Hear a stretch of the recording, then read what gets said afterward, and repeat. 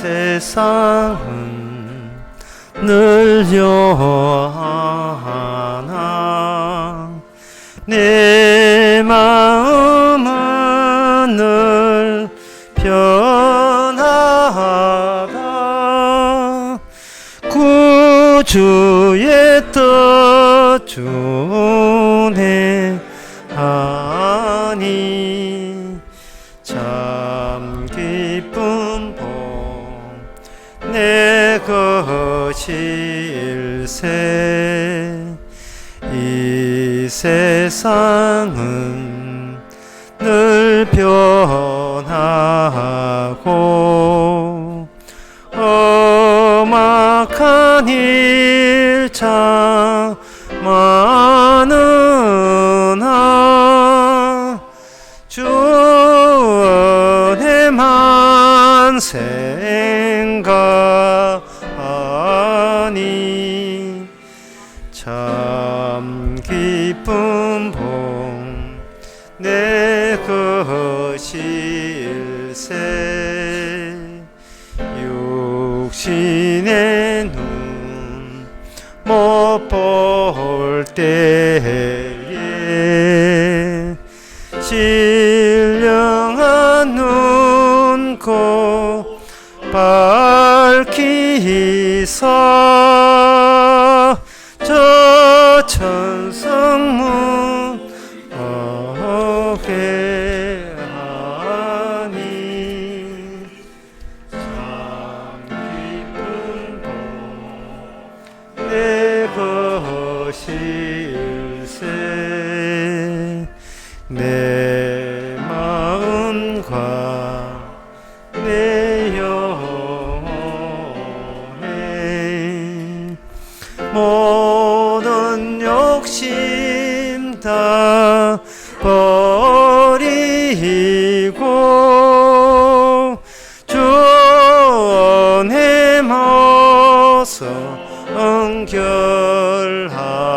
응결하니 참 기쁜 복 내 것일세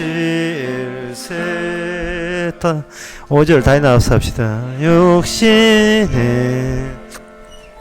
낙보다 신령한 복등 좋으니 내 맘과 뜻 다 봐요 저 정성만 향해 가네. 다같이 묵도하심으로 나 예배를 함께 드리겠습니다.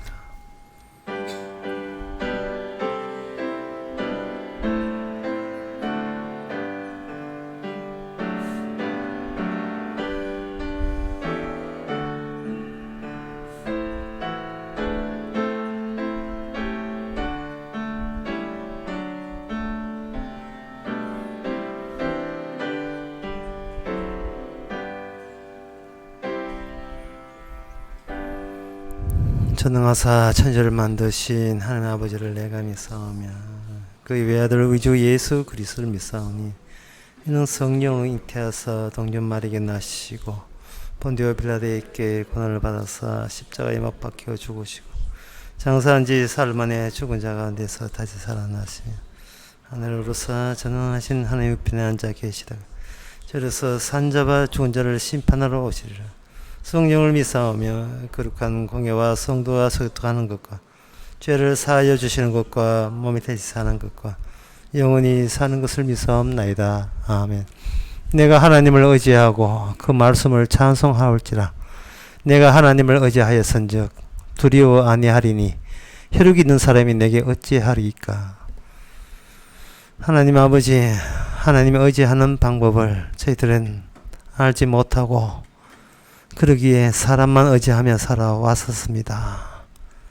이제 말씀을 통해서 사람은 의지할 수 없고 주님만 의지해야 되는 이유를, 그런 방법을 저에게 알려주시옵소서. 예수님 이름으로 기도합나이다. 아멘.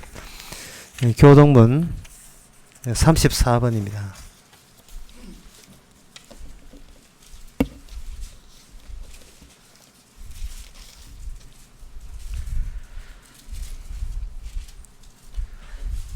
지혜를 얻은 자와 명철을 얻은 자는 복이 있나니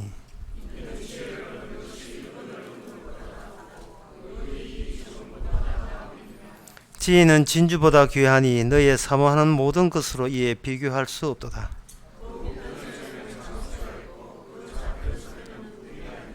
그 길은 즐거운 길이요 그 첩경은 다 평강이니라.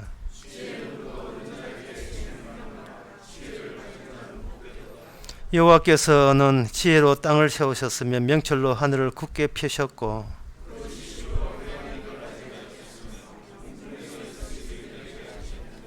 내 아들아 완전한 지혜와 근신을 지키고 이것들로 내 눈앞에서 떠나지 않게 하라.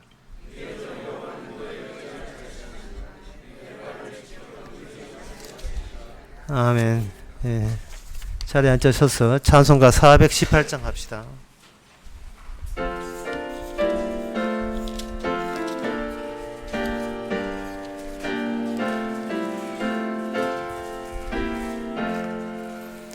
하나님 사랑은 온전한 참사랑 내 맘에 부어주시사 충만하소서.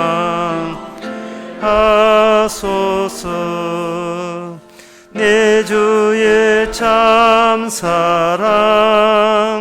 햇빛과 같으니 그 사랑 내게 비추사 뜨겁하소서. 그 사랑 앞에는 풍파도 그치며 어두운 밤도 환하니 그 힘이 크도다. 하나님 사랑에 참 자유 있으니 내 맘과 영에 채우사 새 힘을 주소서. 아멘. 이 시간 다 함께 기도하실 때 김재희 주사님 기도하시겠습니다.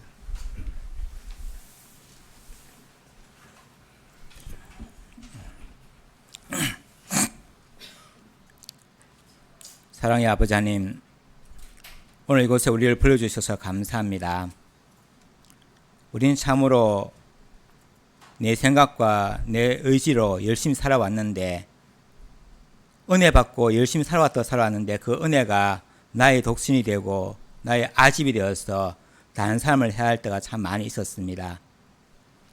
참으로 은혜를 구한다 그러면서 자기의 안락과 내 자신의 평안만 구했을 때가 너무 많이 있습니다. 열심히 살아온 인생이 길을 잃고 유료벽에 갇힌 삶을 살 때가 너무 많이 있었습니다. 길도 보이지 않고 어두운 길을 걷고 있는 저희들 모습이 있을 때가 많이 있었는데, 항상 말씀으로 우리를 깨워주시고 은혜를 내려주셔서 정말 내 속에서 내게 있는 것이 아니라 하나님의 사랑이 위에서 내려온다는 것을 알게 하여 주옵소서. 나를 의지하지 말고 오직 주님만 의지하는 삶을 살기를 원합니다. 일평생 주님만 바라보고 내 속에서 나오는 것이 아니라 하나님 은혜로 온다는 것을 알게 하여 주시고, 오늘도 말씀을 통해서 내가 드러나는 것이 아니라 예수님의 은혜와 예수님의 사랑이 드러나는 이 시간이 되기를 원합니다. 오늘도 이렇게 함께해 주셔서 감사하고 예수님의 사랑이 우리에게 항상 풍성해지기를 간절히 사모합니다. 예수님 이름으로 기도합니다. 아멘.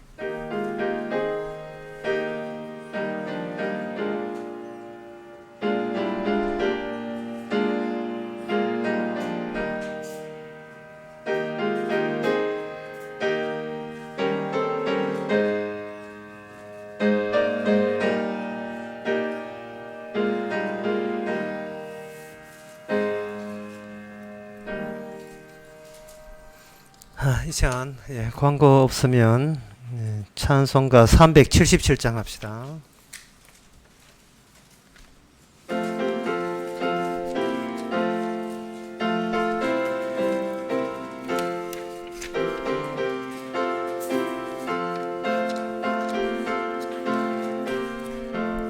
예수 따라가며 온 순종하며 우리 행할 길 하나겠네.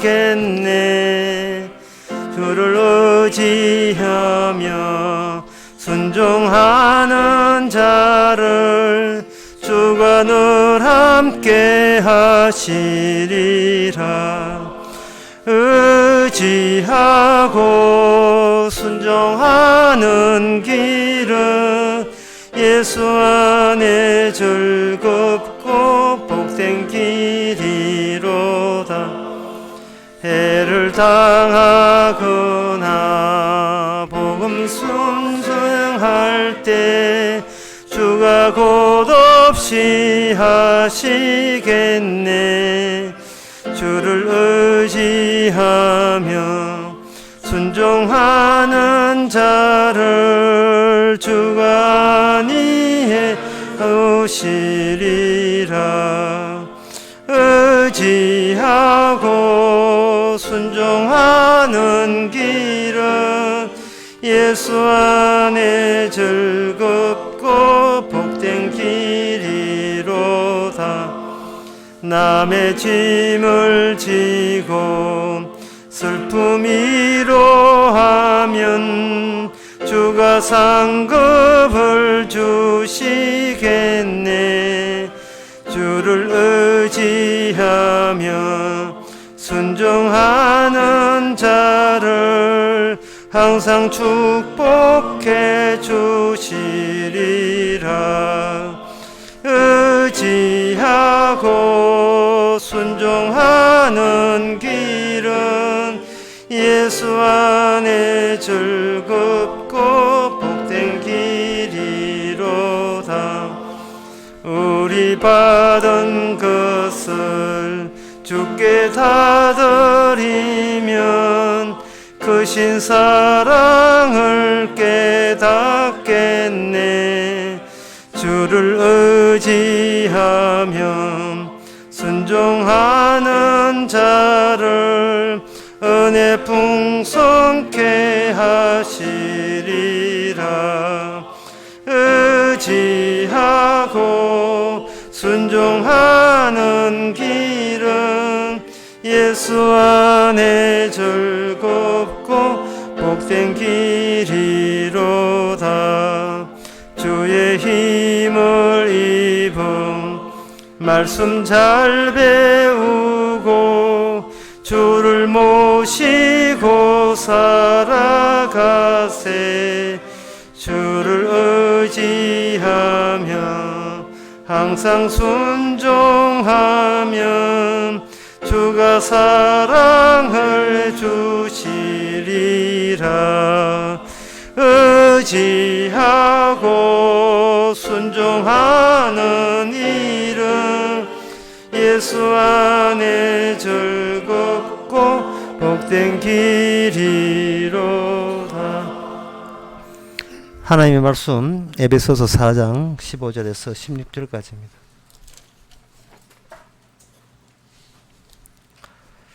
오직 사랑 안에서 참된 것을 하여 범사에 그에게까지 자랄지라. 그는 머리니 곧 그리스도라. 그에게서 온몸이 각 마디를 통하여 도움을 입음으로 연락하고 상합하여 각 지체의 분량대로 역사하여 그 몸을 자라게 하며 사랑 안에서 스스로 세워내리라. 아멘. 사도 바울이 하는 이야기가 우리 사람들이 평소에 살아가는 거하고 좀 다르죠. 평소에 살아가는 사람은 지체와 몸을 이야기할 때 일단 몸이 여기 있어요. 몸이 있고 몸이 있는 곳에 자동적으로 지체가 달려 있다. 이게 우리가 아는 일상 속에서 상식입니다. 그런데 여기에 오늘 본문의 이야기는 사도 바울은 뭐냐 하면은 그리스도 몸은 우리 몸하고 다르다는 거예요. 뭐냐, 지체부터 먼저 있고, 그리고 몸은 보이지 않는다는 겁니다. 다만 보이는 지체가 어떤 방향성을 갖는데 그 방향성은 머리 쪽에다가 모든 생각과 마음을 거기다 두고 살게 돼 있다. 그렇게 이야기합니다. 몸이 있고 그 다음에 지체가 있는 것이 이 상식인데 우리가 아는 건데 그게 아니고 지체만 덜렁 있고 머리는 그 몸 전체는 보이지 않는다. 이걸 어떻게 우리가 이거 보고 믿으라고 할 수가 있겠습니까? 우리가 그런 몸을 믿지를 못하는 이유가요. 이미 몸에 대해서 지체에 대해서 우리가 모르는 바가 아니고 이미 알고 있거든요. 알고 있는데 그것 아니고 이거라고 이야기해 버리면 지금 우리가 알고 있는 이 자체를 부정해야 될 그런 부담이 있게 되는 겁니다. 어떤 사람이 모텔에 숙박했는데 그 사람이 그 숙박하고 난 뒤에 그 다음날 아침에 그 사람의 몸통은 어디 있느냐 하면 한강에 빠져 있었고 지체는 한 2개밖에 못 찾았다고 되어 있어요. 숙박료 4만 안 내가지고 죽여버린 겁니다. 그러면 그거는 지체 따로 몸통 따로가 되는 거예요. 경찰에서 수정까지 고생해가면서 이제 대충 몸통 찾고 지체 몇 개밖에 못 찾았는데 그렇게 될 때 사람들은 말하기를 그 죽임을 당한 사람의 몸의 전체는 찾지 못했다 이런 결론을 내릴 수 있는 겁니다. 사람들이 말하기를 그리스도가 보여주면 내 믿겠다 이렇게 하는데 하나님께서 보여줄 수 있는 건 그리스도 몸이 아니에요. 뭐냐 하면 지체는 겁니다. 지체만 보여주고 몸은 보이지 않아요. 그런데 안 믿는 사람이 아무리 신자를 봐도 그 사람은 그 사람의 몸이지 누구의 지체라고 할 건덕지가 없어요. 지체 가네 이럴 수가 없다 이 말이죠. 그 자체가 몸이 되니까. 그러면 사도 바울이 도대체 무슨 이야기 하려고 이렇게 몸과 지체라는 우리 상식과는 다른 이야기를 하느냐, 몸과 지체를 가지고 다른 이야기를 하거든. 그거는 뭐냐 하면은 바로 4장 13절에 보면 그리스도의 장성한 분량이 충만할 때까지 이르리리 이렇게 되어 있습니다. 여기 충만한 말은 어떤 뜻을 갖고 있느냐 하면 이렇게 보시면 돼요. 달도 차면 기운하니 하는 말이 있죠. 여기 충만한 뜻은 무슨 뜻이냐 하면은 달이 원래 초성달이 달의 전부가 아니에요. 반달도 달의 전부가 아닙니다. 충만되려면 보름달이 되어야 달의 충만이 되는 거예요. 충만이라 하는 것은 그 각도 때문에 달의 일부만 보여주다가 점점 더 보여주다가 드디어 충만한 데까지 가버리면 달의 전체 모습이 다 나타나는 것처럼 이 그리스도의 몸이라는 것은 우리 지체만 있다고 해서 그리스도 몸이 없는 게 아니고 다만 일부만 조금씩만 보여줬지요. 그게 뭐냐면 지체가 되는 거예요. 지체는 무엇이 있다는 뜻이냐 하면 온전한 몸은 따로 있는데 따로 있다. 따라서 너는 네 자체로서의 독자적인 몸이 아니라 몸이라고 생각하면 안 된다는 거예요. 예를 들어서 뭐 아주 극단적 예를 들어서 어떤 분 계십니까 하면 어떤 분이라고 제가 하지 말고 누구의 지체 계십니까? 라고 이렇게 물어라는 이야기예요. 나는 나를 위해 존재하는 게 아니기 때문에 나는 그냥 누구의 지체일 뿐이니까 내 지체를 붙들고 있는 몸은 보이지는 않지만 따로 계시는 거예요. 따로 계시면서 그분이 이 지체에 대해서 어떤 작용을 하느냐 하면은 모든 미래를 책임지는 일을 하셔요. 보이지 않는 몸통이 보이는 지체에 대해서 그 미래까지 다 보장하는 겁니다. 그러면 이렇게 보시면 되죠. 이 세상을 만약에 반신목욕이라고 한다면 그리스도의 몸의 발 발 부분 반쯤은 욕조에 담기고 윗부분 머리 부분은 보이지 않는 채로 있고, 나중에 따져보면 이제 그때는 다 계신데 다만 지체 부분만 보이는 형식으로 이렇게 등장되어 있는 겁니다. 그러니 이제 이러한 사도 바울의 이러한 이미지는요, 몸의 이미지는 상당히 우리가 보기에 상당히 이제 정상적이 아니고 이제 비정상적이라고 할 수밖에 없습니다. 오늘 본문도 에베소 딴 것도 마찬가지지만, 이거 오늘 본문도 마찬가지로 우리가 이 성경을 에베소서 4장을 대하면서 이게 비정상적인 인간이 안 되면 이 성경을 이해할 수 없는 걸로 여러분들이 받아들이셔야 돼요. 정상적이다라고 했을 때는 이미 비정상은, 이 말씀은 우리에게 받아들일 수가 없는 겁니다. 이미 우리 몸은 우리 몸을 자신을 위해서 존재하기 때문에, 살아가기 때문에 그렇습니다. 자, 그렇다면 이 방금 이야기한 것을 한번 공식을 이렇게 한번 내보겠습니다. 보통 인간들은 일단 자기 몸이 있어요. 몸이 있고 그 몸이 나중에 몸이 어떻게 예수를 믿어서 이 몸이 나중에 천국 간다. 이게 우리가 아는 교회 나올 때 흔히 교회 목사한테 듣는 이야기가 그 몸 가지고 예수 받아 드시면 그 몸 그대로 천국 갑니다. 그런 식으로 여러분들 많이 들으셨죠. 그런데 사도 바울은 그게 아니라는 거예요. 이 몸이 예수 믿어서 천국 간다면 이거는 정상이 되어버려요. 이 세상의 모든 정상적인 거. 종교라는 이름의 정상적인 거예요. 너는 부처 믿어가지고 천당 가라. 너는 극락 가라. 나는 예수 믿어서 천당 가게. 이거 부처가 다른 것 같지만 목적은 딱 하나예요. 내 몸이 죽어서 잘 된다. 그 점에 대해서는 이거 똑같은 노림수예요. 우리는 예수 있고 저는 부처 있다고 해서 우리는 다르다고 그렇게 특별한 거듭난 존재라고 그렇게 착각하시면 안 됩니다. 사도 바울은 그런 식으로 성경 말씀 한 적이 없어요. 전에 다 했던데 이번에 친구 따라 교회 나왔다가 이제 예수 믿고 내 몸 천당 가겠다. 천당 보내야 되겠다. 그거는 너무나 우리 자신을 몰라도 너무나 모르는 이야기예요. 사도 바울이 하는 이야기를 모릅니다. 그럼 뭐냐? 내 몸이 일단 그 몸이 되면 안 되고 내 몸이 지체가 돼야 돼요. 몸 원이 지체가 되고 그래서 지체가 되면서 몸 원은 첫 번째 몸은 빠이빠이 해보야 되고 그 다음에 지체에서 구성되어 나타나는 게 몸2가 나옵니다. 그 몸2가 뭐냐? 그리스도 몸이라 하는 거예요. 그리스도 몸이 구원받지 내 몸이 구원받지 않습니다. 이걸 줄이면 나는 구원받지 않습니다 뜻이에요. 이게 그동안 여러분 자신을 구원받기 위해서 얼마나 많은 투자를 했습니까? 교회 나오는 것도 투자요, 헌금하는 것도 투자, 11조 한다고 하여튼 시킨 대로 얼마나 투자를 많이 했어요. 그런데 그 투자가 헛수고인 거예요.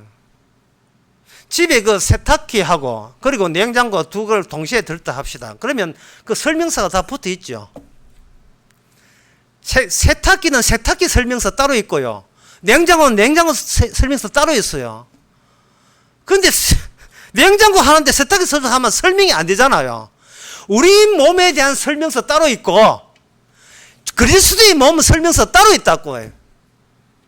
그런데 그리스도의 몸이 되고자 하면서 뭐를 내한테 적용시키냐 하면 내 몸이 어떻게 천당 가느냐 그 설명서를 억지로 갖다 계속 적용하니까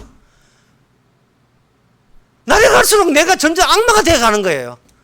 나 건드리면 죽여버린다 이런 식으로요. 뭔가 하나 삭제가 해야 되는데 삭제를 안 당했어요. 우리는 뭐냐? 몸 있고 지체 있다 이거잖아요. 주님은 아니야. 지체부터 먼저 있고 몸은 없어 이래거든요. 몸은 따로 있어 보이지 않는 형식으로. 그러면 내 몸이 있으니까 이 몸을 천국 보내겠다 하는 사람들에게 아니야, 그 몸은 안 돼, 구원 안 돼. 지체가 먼저 되고 난 뒤에 지체에서 몸이 돼야 돼, 구원돼야 돼 하면 그 사람은 같은 교회 다니는데 네 비정상이야 이렇게 할 거예요. 그 비정상한 소리를 여러분 고맙게 들어야 되고 감격해야 됩니다. 요한복음 3장 27절에 위에서 주시지 않으면 아무도 받을 수 없다. 위에서 주시지 않으면 왜 위에서 따로 주셔야 되는 겁니까? 땅에 뭐 문제 있는 거예요. 땅에 뭐 문제 있는 거예요. 문제인 가게 누구 생각하는데 땅에 뭐가 문제가 있어요. 땅에 이 땅에 왜 문제 있느냐 하면 그 땅에 누가 있느냐 하면 내가 있거든요. 이 몸이 있다 이 말이죠. 그러면 이 몸이라 하는 것은 그냥 몸이 있는 것이 아니고 몸이 있는 동시에 몸을 살리기 위한 세계라는 그 환경도 몸이 있는 동시에 그 환경도 같이 조성이 되는 겁니다.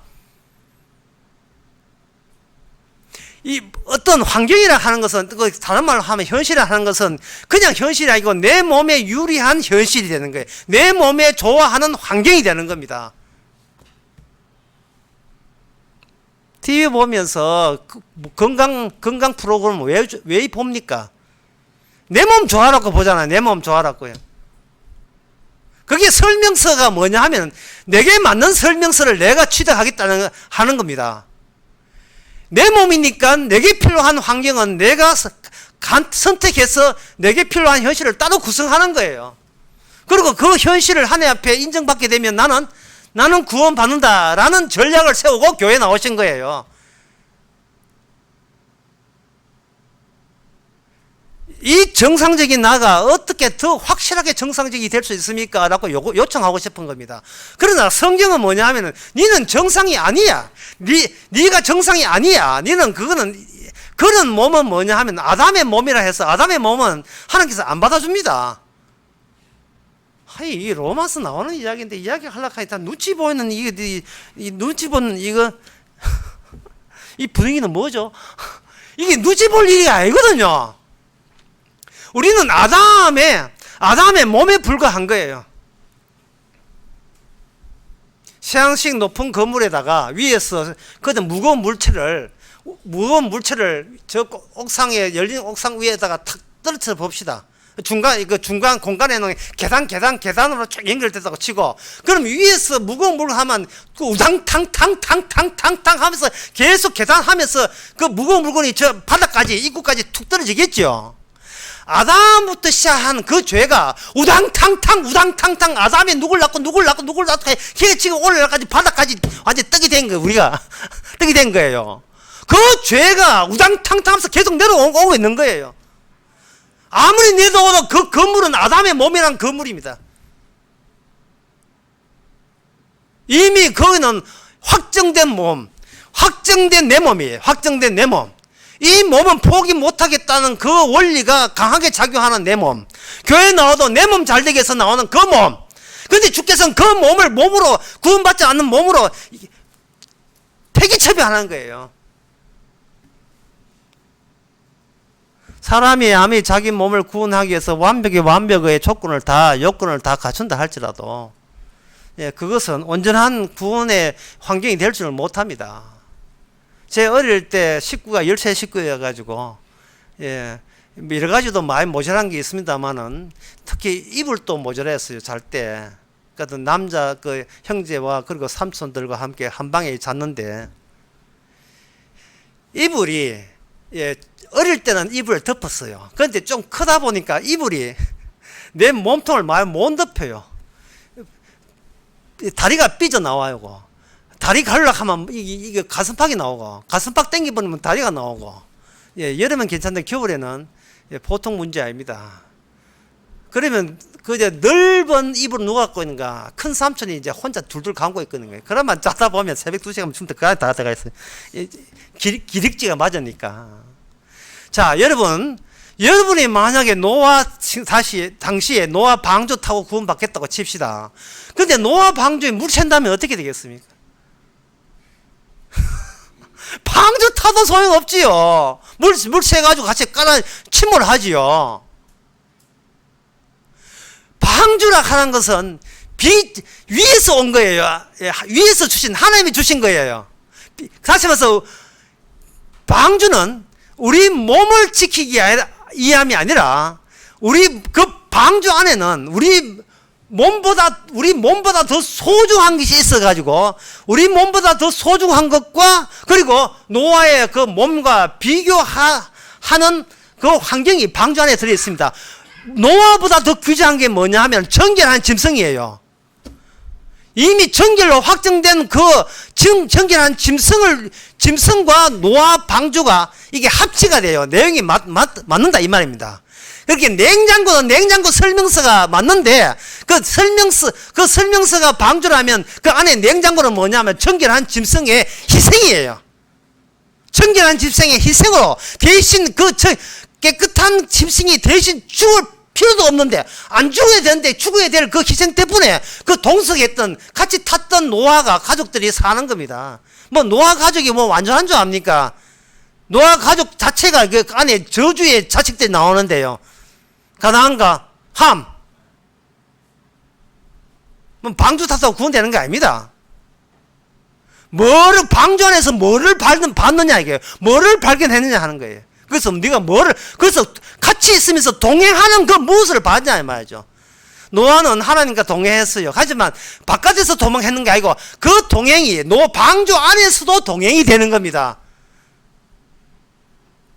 노아가 바깥에 방주 만들기 전에 동행할 때는 자기 몸이 하나 있고 동행하는 자를 찾을 수가 없지요.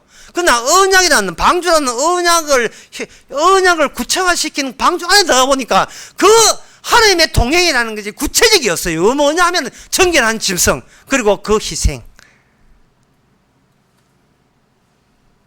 그럴 때 노아의 몸은 종속된 몸이 돼. 이 몸이 내게 맞는 조건들을 한다고 해서 내 몸이 사는 것이 아니고 나와 상관없이 나와 동행하는 어떤 정결한 존재와 하나님의 약속이 관련되었기 때문에 덤으로 우리는 그 덕으로 우리가 구원받는 겁니다. 그러면 거기서 노아가 뭘 배우느냐? 바로 나보다 더 소중한 것을 발견하는 거예요. 나보다 더 소중한 것. 그건 내 몸이 아니고 그리스도의 몸입니다. 감지덕지하게도 우리는 그 몸의 지체가 된 거예요. 지체부터 시작하는 겁니다. 몸은 지체를 통해서 나타나는 거예요. 그러면 이 지체와 지체끼리 있어버리면 뭐 아무리 눈이 2.0 눈 뜨고 봐도 아무리 봐도 그냥 인간이거든요.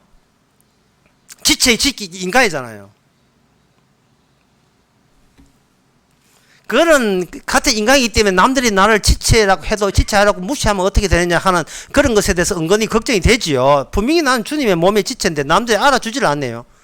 그럴 때 짜증나서 어떻게 하지 하는데 예수님도 이 땅에 오실 때 목수의 아들로 취급받았습니다.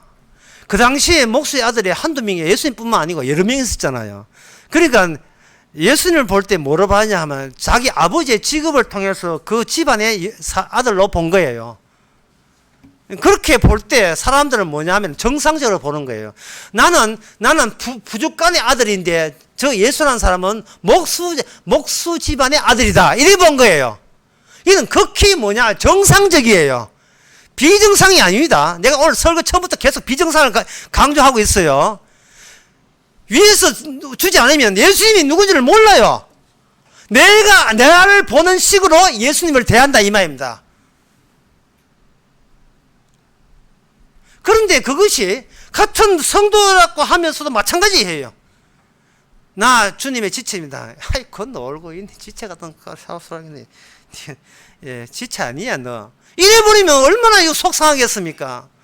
그래서 지체냐 지체 아니냐 하는 결과적인 내용이 마태복음 25장 45절 나옵니다. 두 기절을 읽어 드릴 텐데요. 예수님께서 오른쪽에 이 오른쪽 법칙인데 오른쪽에 영생 얻는 양이 들고 왼쪽에다가 지옥 가는 영원한 벌을 받는 염소를 옆에다 둔다 했어요. 주님은 심판주니까요. 이 40절에 보면, 마태복음 40절에 보면, 누가 천국 갑니까? 영생 없습니까? 하니까, 진실로 너에게 이르노니 너에게 여기 내 형제 중에 지극히 작은 자한테 한 것이 곧 내게 한 것이다. 이 형제적 지극히 작은 자한테 한 것이 곧 내 한 것이다. 다른 말, 오늘 말로, 오늘 본문과 연관시키면, 내 지체한테 한 것이 곧 내한테 한 것이다. 왜? 지체에는 몸과 연결되기 때문에. 우리는 이 본문을 익히 압니다. 그런데 무슨 본문을 놓치냐 하면, 이 본문을 놓치기 쉬워요. 지옥 가는 사람에게 이야기합니다. 왜 저는 지옥 갑니까? 45절에 이에 임금이 되돌아가라지. 내가 진실로 너희에게 이르노니 이 지극히 작은 자한테 한 것이 곧 내게 하지 아니한 것이 된다. 예수 보이라고 자꾸 억지 쓰지 마라 말이야. 예수 내 눈앞에 보이면 믿을게 하지 마라 이 말이야. 그거는 지극히 정상적인 거예요. 이 정상이라는 이 정상적인, 나는 정상적으로 눈을 갖고 있는 이 몸이다. 이걸 파기시켜야 돼요. 이걸 부정해야 돼요. 이걸 없애야 됩니다. 나는 사고방식이 모든 정상적이다. 내가 정상적이라면 뭐 어떤 남한테 만남도 정상적인 만남이 돼요. 그거는 교회가 될지언정 절대로 주님의 지체가 되지 못합니다. 그래서 교회는 지체가 아니에요. 왜? 정상적이고 정상적인 사고방식에 주고 만남이 있기 때문에. 윤리적 도덕적 관계 위에는 딴 거 생각 못하기 때문에. 여러분 잘 아시다시피 누가복음 15장에 보면 탕자에 나오죠. 탕자 이야기하면서 주님께서 의도적으로 탕자 아닌 형을 하나 옆에 또 하나 배치합니다. 형이냐, 부모를 떠난 적이 없는 형이 구원받느냐, 아니면 탕자가 짐당한 탕자가 구원받는가, 너희들이 한번 비교해 보라는 거예요. 자, 일단 정상적인 사고를 봅시다. 정상적인 사고를 보면 옆에서 끝까지 부모 평생 효도한 사람은 하나님으로부터 귀한 아들이다. 이게 정상적 사고방식입니다. 이게 정상적 사고방식이에요. 아버지 재산 다 피시한테 팔아가 다 날려버리는 그런 아들, 탕자는 절대로 이거는 아버지가 용서해서는 안 될 자예요. 그런데 하나님은 뭐라고 하냐 하면은, 누가 구원받느냐 하면은, 바로 탕자가 구원받아요. 누가 구원 못 받느냐 하면은, 옆에서 부모한테 효도한 자가 구원을 못 받아요. 효도만 했지 지옥 간다 이 말이죠. 효도하고 지옥 간다. 이 왜 그러냐 하면은, 잃어버린 경우가 없어요. 탕자는 운반체예요. 잃어버림의 운반체예요. 그럼 뭐를 운반하느냐? 예수님께서 대신 죽기 위해서 이 땅에서 정상적인 세상 사람들에게 잃어버림을 당했던 그 체험이 탕자 안에 그게 들어있는 거예요. 여러분한테 들어있습니까? 여러분한테 들어있어요. 운반체. 우리는 나를 안 잊어버리려고 합니다. 그러면 안 돼요. 나를 잊어버려야 돼요. 정상적인 나를 잃어버려야 돼요. 그리고 비정상으로 전환돼야 됩니다. 정상적인 사고방식 하기 때문에 성경 벽날 봐도 몰라요. 성경 내용을 모른다고요. 남한테 정상적인 그 소리 들으려고, 괜찮은 사람이라고, 그런 평가 들으려고. 나 괜찮지, 그지? 지금 누구한테 평가 듣는 겁니까? 어디 지옥 갈 사람한테 평가 들어요? 베드로전서 2장 7절에 보면 이런 말씀입니다. 그러므로 믿는 너희에게 보배이나 믿지 않은 자에게는 건축자들이 버린 그 돌이 모퉁이의 머릿돌이 되었나니. 주님 자체가 버림받은 돌입니다. 그러면 천국 간다는 말은 어디에 합세한다? 그 버림받은 돌에 합세하는 거예요. 나의 정상적이고 훌륭한 나를 내가 버릴 수 있어야 돼요. 우리는 비정상을 선호해야 됩니다. 그놈은 정상적 때문에, 그놈은 정상적으로 거기에 누적이 되어서 우리는 교회 나오고 지옥 가는 그러한 엉뚱한 방향을 잡고 가고 있는 거예요.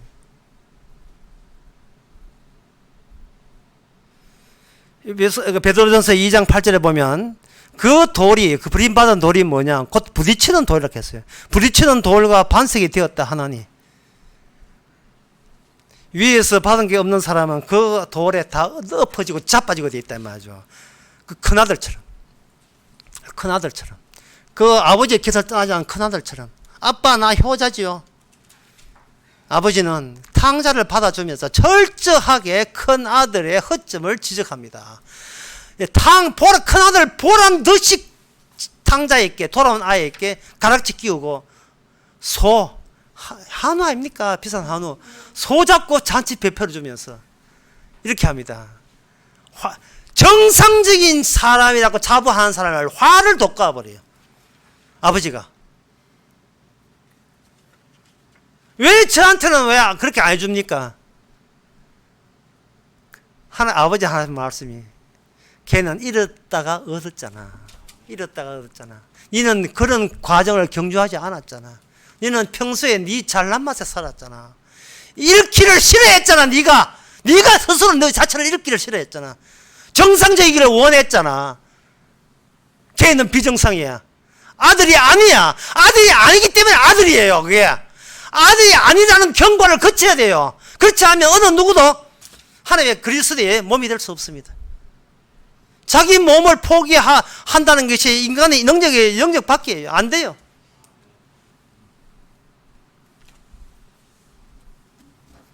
하나님께서 자기 백성을 이끄실 때에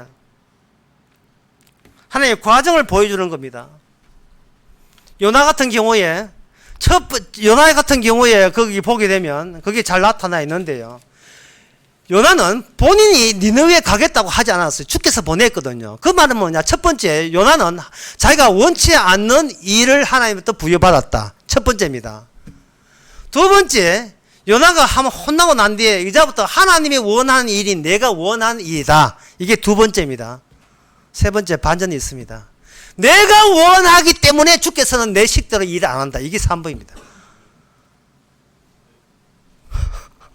요나 4장 1절과 2절에 보면 요나가 심히 싫어하여 노하여 여호와께 기도하여 가로되 여호와여 내가 고국에 있을 때 일을 하겠다고 말씀하지 아니하였나이까.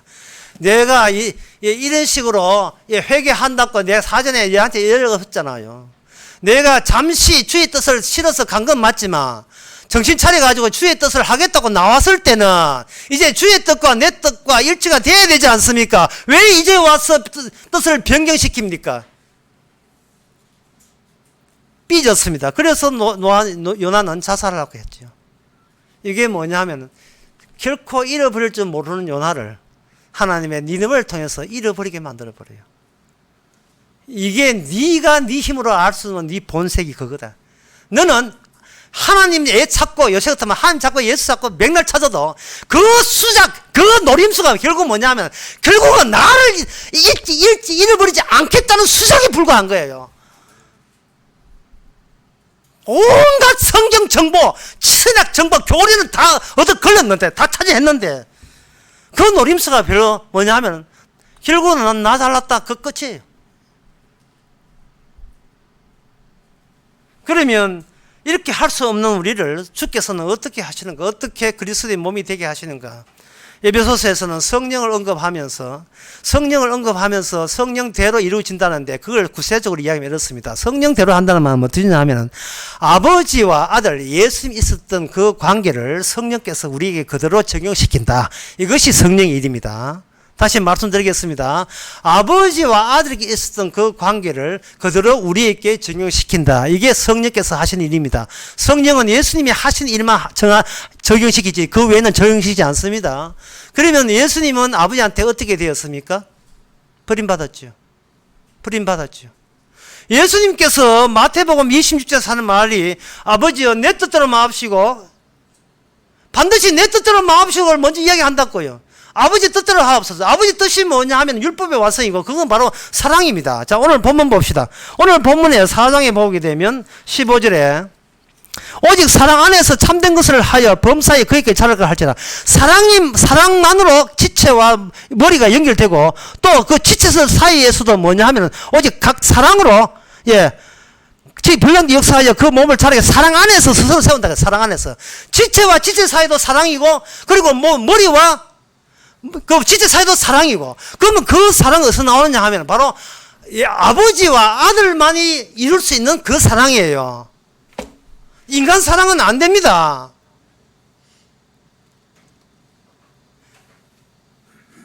사랑은 시간을 멈추게 만들어요.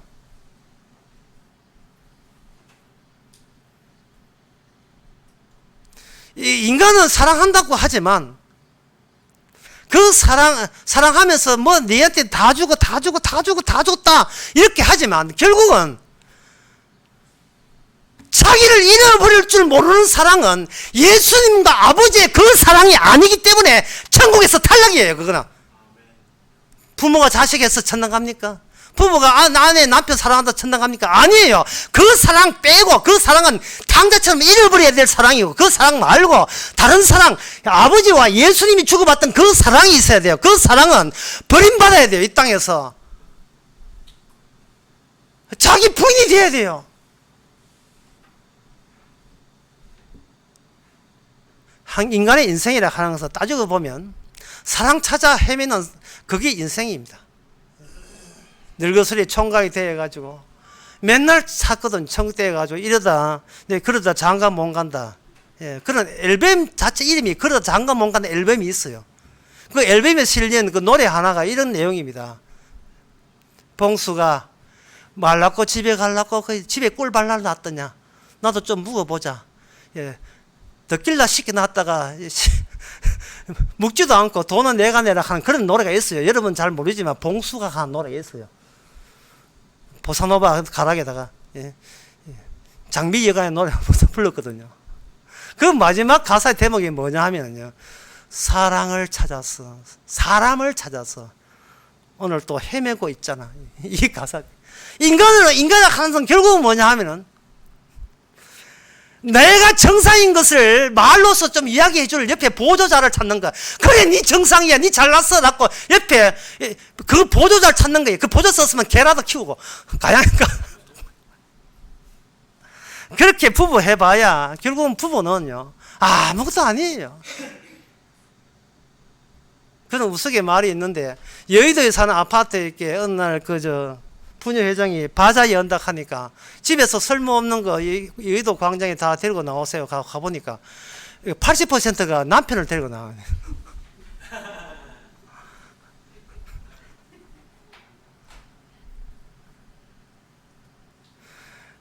부부라는 것은 어떤 사람이 병원에 가보니까 남자들이 한 5명이 얼굴에 반창고를 벌고 왔는 거예요. 보니까 40대도 있고 50대도 있고 60대도 있고 70대 80대가 있고 이래 있다며. 그래서 40대 보고 당신은 왜 반창고에 붙어 있습니까? 이게. 아내 보고 어디 가냐 묻다가 30분 얻어맞아가지고 반창고 붙인대. 40대는 어디 가냐 하네. 50대 당신은 왜 만나 하니까 당신한테 같이 따라가자 하다가 얻어맞아가지고 반창고 붙여. 60대는 당신은 왜 붙이는 하니까 빨리 들어온다 해가지고 얻어맞았다는 거예요. 70대는 정말 실려나요. 70대 또 남편은 부인한테 얻어맞는데 왜 맞나 하니까 자꾸 얼쩡거린다고 밖에 안 나오고 집안에 얼쩡거린다. 왜 집안은 자기 나와버리는데 남편 밖에 안 나가서 얼쩡거리니까 짜증나가 팬 거예요. 80년의 나이 됐으면 안 맞을 것 같은데 80대는 왜 당신 아내한테 얻어맞았다는 게 아침이 됐는데 눈이 뜨가 있어가지고 빨리 안 죽고 살아있나 이게 다 근데 다 치료하고 있는데 90대 들어와서요. 아니 90대도 뭐 얻어맞았습니까? 그럼 당신은 왜 이렇게 얻어맞았습니까? 그러니까 친구들은 다 산에 같이 자고 있는데 당신은 왜 방에서 자냐고 얻어맞았다는 게. 친구들은 다 죽어가 산소에 가 있거든요. 예. 그래, 이거는 뭐냐 하면은, 인간은 몸이 자기가 완전체예요. 완전체이기 때문에, 걸거치는 거예요, 얘가. 이 몸으로서 그냥 몸만 붙들기 때문에 이 몸하고 다른 몸은 없어요. 쉽게 말해서 내 몸이 이 세상에서 가장 소중한 겁니다.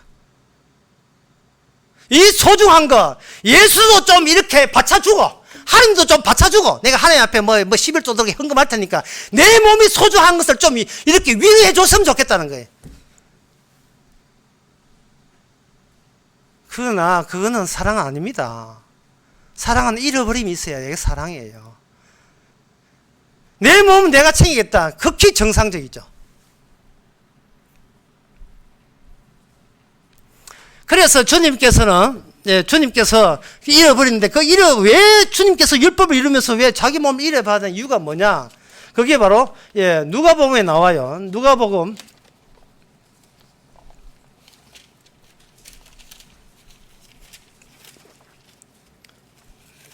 10장에 보면 10장에 보면 이런 말씀이 있습니다. 27절에 26절 보면 예수께서 이르시되 율법이 뭐라고 기록됐으지 선생님은 제가 어떻게 영생을 얻습니까? 이렇게 얘기하니까 율법이 뭐라고 기록되었냐 물었거든요. 하니까 그 사람이 하는 말이 내 몸을 다하여 목숨을 다하여 힘을 다하여 뜻을 다하여 주 하나님을 사랑하고 또한 내 이웃을 내 몸같이 사랑하라 하였나이다.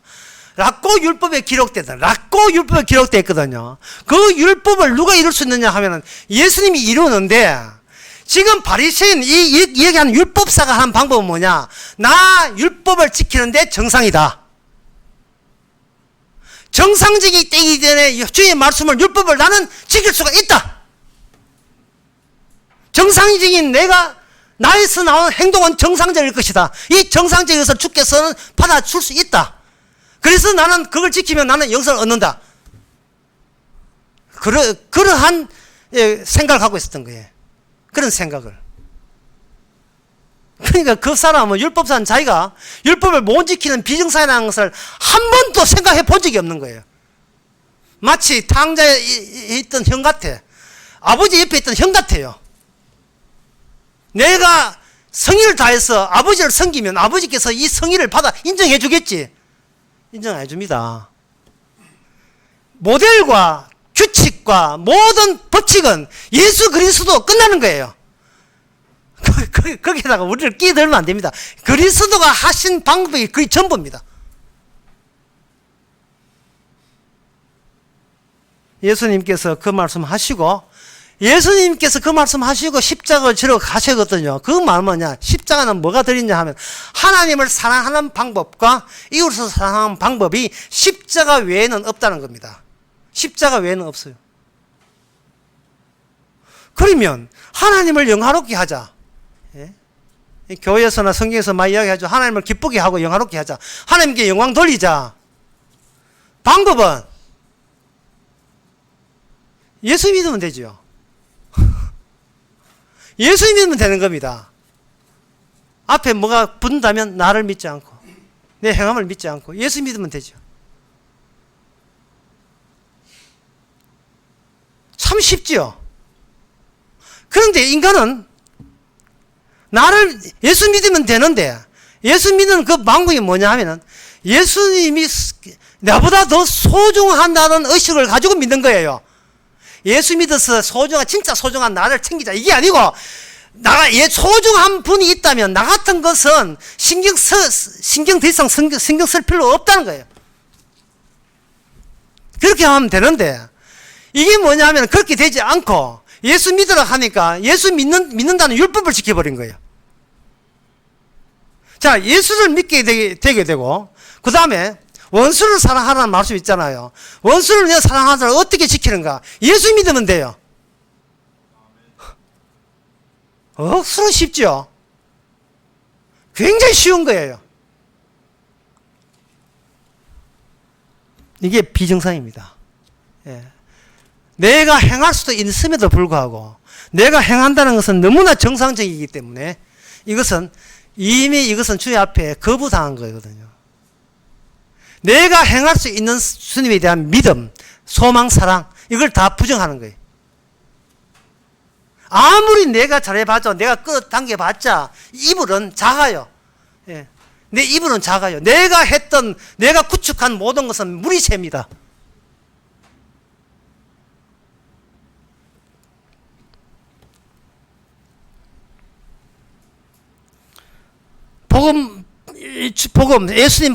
예수님의 복음 십자가보다 더 중요한 건 없습니다. 이 말은 나는 그 앞에서 하찮다예요. 하찮다.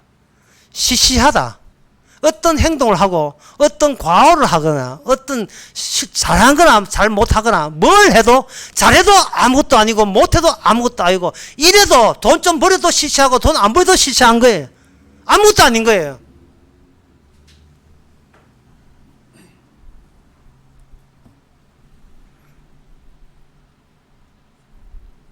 그러면 남아있는 건 뭐냐?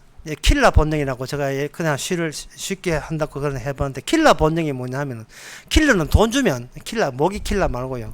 사람 죽이는 킬러는 돈만 주면 그 사람이 직업이 뭐고 과거 묻지 않고, 표정만 이해하면 그냥 총으로 멀리서 총 쏘면 죽이면 그만이에요. 그게 킬러예요. 내가 그 사람 죽일 자격이 될까? 내가 뭐라고? 그런 거 따지지 말라니까요. 사람이 겸손한 게 수상해요. 겸손한 것이 못됐어. 겸손이 못됐어요. 겸손이. 아이도 자기한테 미련이 있어요. 겸손하다는 말은. 킬러를 가지고 뭐야? 앞에 세자보스나 냉혈한 차가운 피를 가진 사나이. 복음으로 쏘면 돼요. 쏘세요. 복음으로 쏘면 되는 거예요. 세상에 대해서. 왜? 지체는 본인의 계획이나 본인의 스케줄이 없기 때문에. 몸에서 성령을 통해서 버림받은 그것이 바로 영생이 길이라는 것을, 하나님의 영광이 되는 것을 그냥 알려줬기 때문에 복음이란 총 들고 그냥 쏘면 되는 거예요. 그러려면 이제 고향을 버려야 되겠죠. 룻기 보면 거기 두 사람 나옵니다. 오르바라는 사람 나오고 하나는 룻이라는 사람이 나오는데 둘 다 나오미의 며느리예요. 모압으로 갔다가 그 남자 죽고 아들 둘 다 죽고, 아들 둘 이미 기혼자인데 다 죽었어요. 그 하나님께서 생산한 게 뭘 생산했냐 하면 바로 여자만 달랑 남았어요. 그 남자의 부인 나오미하고 그 며느리 오르바 하는 며느리와 그리고 룻이라는 며느리 둘만 남았어요. 나오미가 시어머니가 불러놓고, 이제 남자는 다 죽었다. 이게 하나님 뜻이다. 잃어버림이죠. 내가 결혼해서 잘 살아야 된다는 건 정상입니다. 그런데 잘 살기는 그냥 인생 망가졌다. 이게 비정상이죠. 비정상일 때 다시 많이 해야 되지, 많이 하고 싶은 생각이 들지 않습니까? 정상일 때가 그립지 않습니까? 오랜만에 어떤 초등학교 동생을 만났을 때, 아이고 네가 보고 싶다, 보통 이래 하잖아요. 그러나 사실은 그 사람이 보고 싶은 게 아니고 그 사람이 만났을 때 내가 보고 싶은 거예요. 인간은 자기를 과거를 그리워해요. 하나님께서 나오미가 불러놓고 한 말이 뭐냐 하면, 야 이제 남자 끝났다. 너도 팔짱건치 해야지. 그러니까 네 고향으로 돌아가. 네 고향은 모압이야. 고향으로 돌아가라 했습니다. 자, 여기서 이 말씀이 주는 의미가 뭐냐 하면, 고향으로 돌아갈 때 고향으로 들어가는 사람이 정상입니다. 누가 정상이냐? 오르바가 정상이에요. 어머니 따라가지 않고 다시 모압의 자기 고향으로 친정집으로 간 것이 오르바가 정상입니다. 왜? 태생이 그 태생이니까. 혈육적 태생이니까. 그런데 누가 비정상이냐 하면 룻이 비정상이에요. 룻이 뭐라고 이야기하냐 하면 이렇게 이야기합니다. 16절부터 보면 룻이 가로되 나로 어머니를 떠나며 어머니를 따르지 말고 돌아가라. 강건하지 마옵소서. 어머니께서 가시는 곳에 내가 가고 어머니께서 유숙하시는 곳에서 내가 유숙하겠나이다. 어머니의 백성이 나의 백성이 되고 어머니의 하나님이 나의 하나님이 되시리라. 17절 어머니께서 죽으시는 곳에 나도 죽어 거기 장사될 것이라. 만일 내가 죽는 일 외에 다 어머니와 떠나면 여호와께서 내게 벌을 내리시고 더 내리시기를 원한다. 여호와께서 벌을 내리시고 더 낸다. 이 말은 룻이 보기에 시어 아버지 죽고 내 남편 죽는 것이 하나님의 숨어있는 하나님의 정상적인 코스다 이 말입니다. 진짜 내가 알던 고향에서 알던 그 하나님의 그 신은 신이 아니고 지구성 망이 하는 하나님이 진짜 하나님이다 이 말입니다.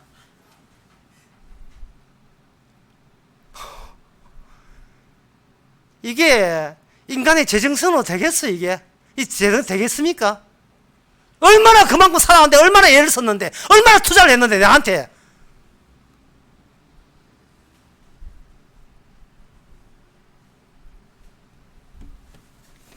이건 뿐만 아닙니다. 성경 전체가 다 그래요. 욥기에 보면 욥에 제가 지난해 얘기했죠. 욥은 악마가 오지 않으면 욥은 아무것도 안 했다고요. 욥이 악마가 다 오니까 욥이 뭐라고 하냐면 이렇게 해요. 얼마나 힘들었으면 욥기 3장 11절에 어찌하여 내게 태에서 죽어 나오지 아니하였던가?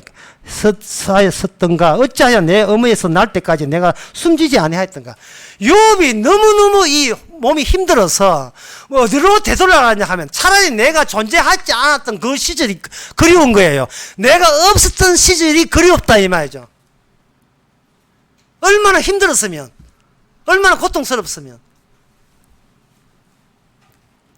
그걸 보통 죽음이라 하잖아요.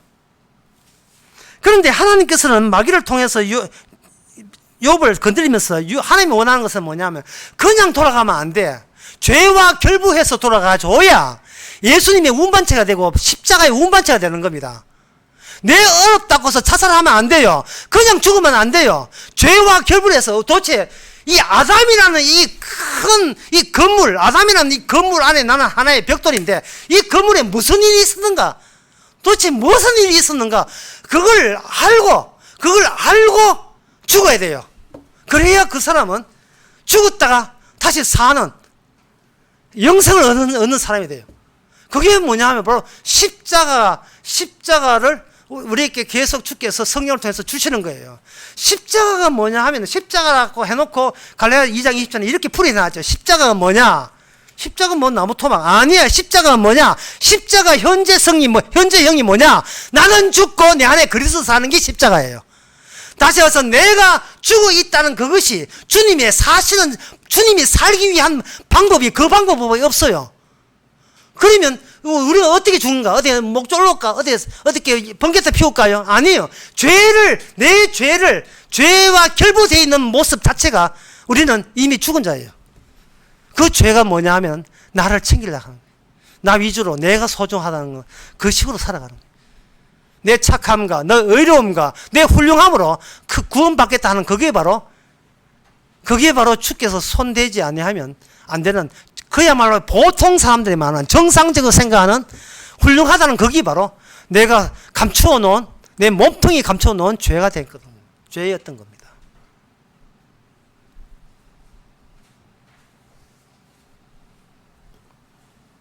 참 아무리 이야기해도 우리는 아무리 제가 이야기해도 돌아서면 다시 우리는 내 위주예요. 그런데 주님께서는 감사하게도 우리 신발에다가 돌멩이를 집어넣고 신발에다가 소나무 이파를 집어넣어요. 이상하게 정상인데 착하게 사는데 이상하게 뭔가 팔에 뭐 들어갔어, 이물질 들어갔어요. 왜 자꾸 정상이고 싶어 하느냐 이 인간아. 예수님 봐라, 사도 봐라, 그게 정상이더냐? 비정상이거든요. 비정상으로 살면 되는데 왜 자꾸 정상이를 고집해? 자꾸 뭐 발에 뭐가 아파. 예. 아니야, 그쪽 아니야, 거길 아니야, 그건 지옥이야, 그건 넓은 길이야. 자꾸 뭔가 알려줘요. 챙기고 또 챙기고, 백날 아무리 단돌이 하고 또 단돌이 해봐야 우리는 자꾸 내가 더 살아야 될 이유만 찾는 거예요. 내가 이래서 더는 안 죽으면 안 됩니다. 주여.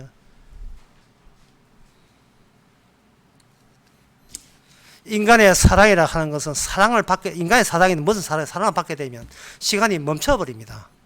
멈춰버리면 그게 동시성이라 해서 내가 죽는 순간 주님이 십자가가, 예, 과거 어제나 오늘이나 내일이나 미래에 십자가 사건만 달랑 남아요.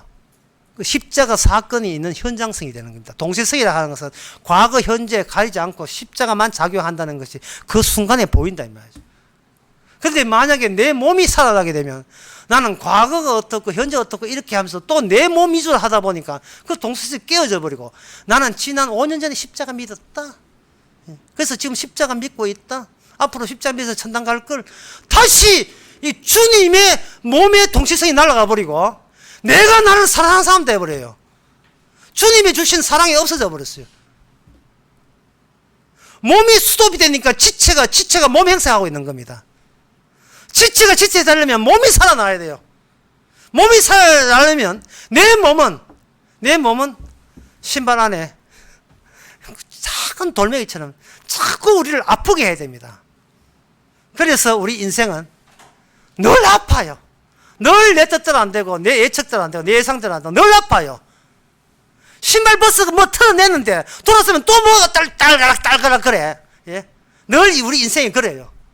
그것은 뭐냐 하면은 비정상이도 되는데 우리가 탕자가 돼야 되는데 맨날 탕자 말고 정상적인 형이 되려고 부모한테 효도한 사람 되려고 하나님 앞에 잘한 사람 되려고 그러한 옛 생각이 바로 죄라는 것을 깨닫게 하기 위해서 주께서는 그렇게 하신 겁니다.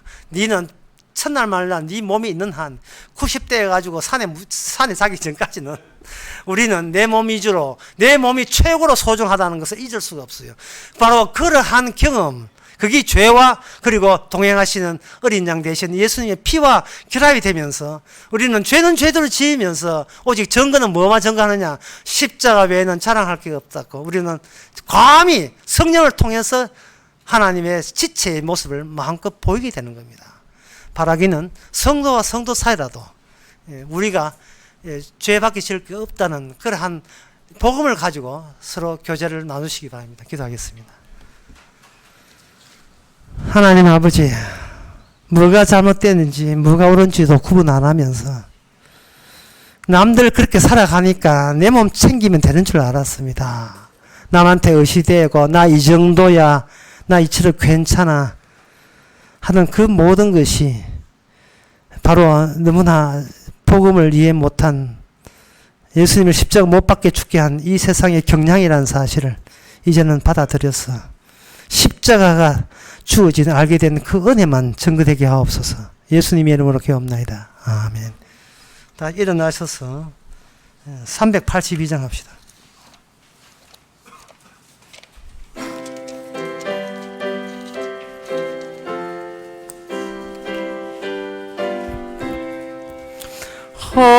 허락하신 새 땅에 들어가려면 마음의 준비 다하여 힘써 일하세. 여호수아 본받아 앞으로 가세. 우리 그할 초소는 주님 품일세. 시험 환난 당해도 낙심 말고서 마음의 걱정 버리고 힘써 일하세. 여호수아 본받아 앞으로 가세. 우리 그할 처소는 주님 품일세. 앞서 가신 예수님 바라보면서 모두 마음을 합하여 힘써 일하세.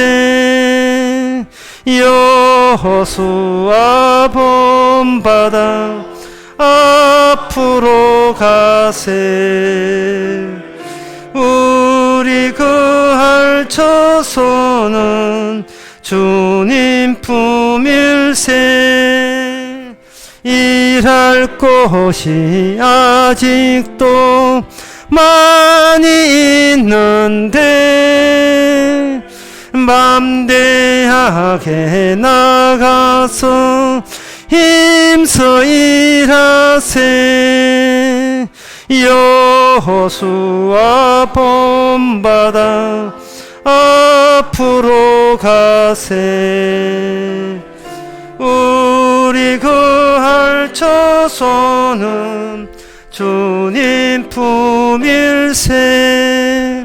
기도합시다. 지금은 우리 주 예수 그리스도의 은혜와 하나님의 거짓 사랑과 성령의 충만하심이 탕자가 도리어 천국을 간다는 이 역전을 이제 우리의 인생이 되기를 원하는 모든 성도에게 주의 이름으로 축원하나이다. 아멘.